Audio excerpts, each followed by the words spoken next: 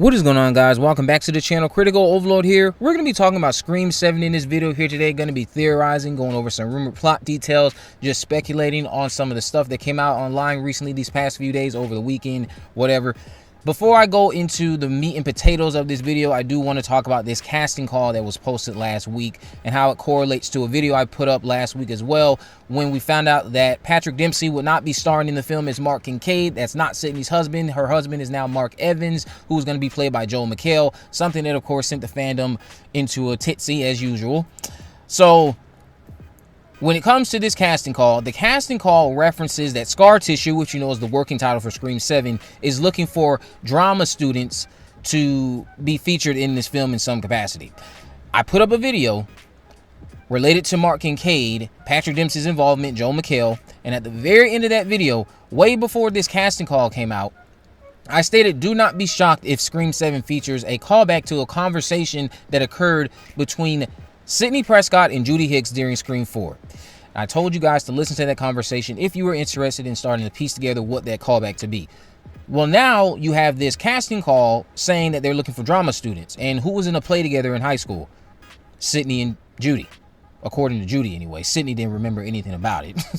Now, there's a reason I stated Scream 4 and not Scream 2, because yes, I'm well aware that Sidney was a drama student in Scream 2, but there's a specific reason I stated Scream 4 and not Scream 2. There's more that will come out about this sooner rather than later, and why it's more relevant to Scream 4 and not Scream 2. One, because it's supposed to be high school more than anything. That doesn't even have to be weighted on. They're in high school. Scream 2 was college.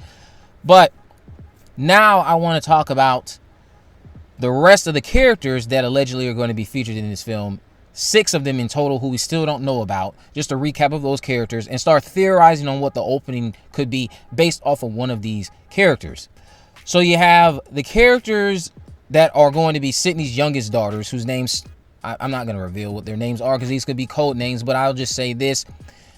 One starts with an M, another starts with a C. That could be Maureen, and of course the other could be Casey, since I've seen that tossed around online. Why she would name her daughter Casey after Casey Becker, I have no idea, but I can understand Maureen because that's her mother. But again, that is not their name. I'm just filling in the names of the codes that are here, but they definitely do start with an M and a C. So they're supposed to be appearing briefly on a video call. They're not going to have much screen time. Then you have another character here who is going to be a male. It can be any ethnicity. They're supposed to be playing a stage director. He is not the nicest person when it comes to the students he's interacting with on the high school production of fill in those blanks again, because I told you there was going to be a callback to Scream 4. So you fill in those blanks on what this is a production of. But again, he hates these students. He takes all his frustration out on them because he did not want to take this role. I don't know why he took the role. Maybe there was nothing else for him to do on campus, and he's just going to be an asshole type of character. So 9 out of 10, I expect this man to bite the dust. But his name starts with a G. Then you have a character whose name starts with a K. He is going to be an escaped mental patient. He is physically imposing and mysterious, and he's going to be briefly seen at a coffee shop. Now, the coffee shop part, it makes me a bit curious. Is the coffee shop the business that we are seeing them shoot at, that we had seen them shoot at? Is that what the tavern is being turned into for Scream 7, a coffee shop? Could the coffee shop be Sidney Prescott's alleged business? Because if it's not that, I'm still waiting to see what her alleged business could be, if that rumor has any weight to it. Now, I'm going to get back to that mental patient. Then we have Robbie Rivers, who is supposed to be a reporter in town who's looking for his big break after an accident happens outside of Sidney Evans' home. Then we have Grandma Evans, as I like to call her. She's supposed to be appearing on the video screen with her 2 grandkids at some point in the film. Some type of Skype call, I would imagine. So we got these recent set photos courtesy of Atlanta Filming on IG, with a new set photo already surfacing online. It seemed we were getting our first look at Robbie, but thanks to you, John, it's been discovered that these are just stock images on the wall. This photo here looks like it could be for Sidney's house, so we'll see how that goes. But Robbie 100% seems like somebody who is a credible character. That's just not our first look at Robbie. Robbie, like I mentioned in one of my last videos with Gale Weathers, he's supposed to be giving her a hard time. He's looking for his big break. It seems to be at her own expense. We'll see if those dots are connecting, as I'm speculating they are. So now let's talk about the opening, because I think the opening is going to be tying into this mental patient who has escaped.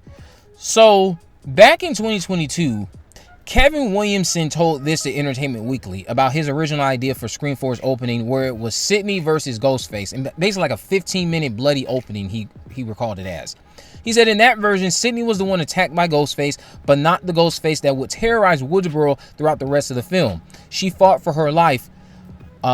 It was a huge, big 15-minute fight where she kept stabbing the killer kept stabbing her. I think she was stabbed 5 times and crawling across the floor, and then she killed the killer, and the surprise was she didn't die like the characters attacked in the opening of the 3 previous Scream films, but the killer died. Now, we did, of course, get some of that bleeding into Scream 5 with Tara Carpenter surviving the opening. You could literally do the same thing in a way with Scream 7 without actually making Sidney be overly injured in the process of it all. Shout out to you, Juden, for this next bit. What if we actually get an opening sequence that has a large gathering with Sidney, Martha, Mindy, Chad, Sidney's husband and her children, daughters, and Ghostface attacks? But after Ghostface attacks and kills one of the twins, let's just say, they go on to try to attack the remaining people that are left, Sidney, her family. And in the midst of this attack, this opening, it can be a very chilling, very suspenseful experience for all of us if they execute it right.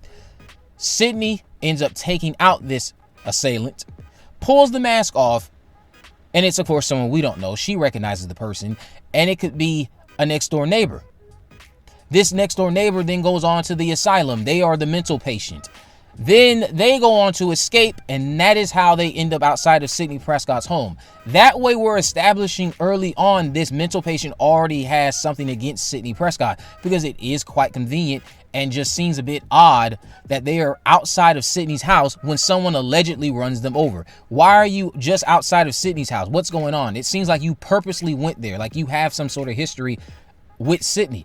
It wouldn't be too far-fetched or out of the realm of possibility for Kevin to finally execute some of the ideas that he had in place for Scream 4. And I think we're going to see that through this mental patient. I think the mental patient is going to end up being our opening Ghostface, but not the Ghostface that's terrorizing us for the majority of the film. Similar to what would have happened in the original opening of Scream 4. It's just going to be a random person who wanted to take out Sidney Prescott. In this case, it'll be their neighbor. But they fail, and they get sent away for it. And then they escape, try to complete the same task, and die in front of Cindy's yard. Simple, effective, and then we move on to a new Ghostface who will probably be linked to their escape. But that's what I would do as well. Link this new Ghostface to the escape of the Ghostface from the opening who doesn't die, but they get sent to an asylum. Then they escape. I would like to see all of this intertwined, because obviously something with the opening needs to be done to trigger some type of response from Sidney that makes her even more overprotective. Because at one point, again, there's supposed to be some scene where Taylor allegedly has to sneak out of the house because Sidney is so overprotective. She's rebellious. She doesn't like how protective Sidney is. Sidney's supposed to barge in on her and Brian at one point, telling Taylor to get back to her bedroom. So yes, I think we have to do something that would justify why she's acting like that. And obviously an opening sequence in which your neighbor dons the Ghostface costume and tried to kill your family, killed one of your friend's children, and basically opened up old wounds. That could do something to you. That will do something to you. So she starts to become a little bit overprotective. She starts having all these different safety features across her household a little bit more than usual. And then one night, the mental patient escapes. Movie plays out. You find out the new Ghostface was connected to the mental patient escaping.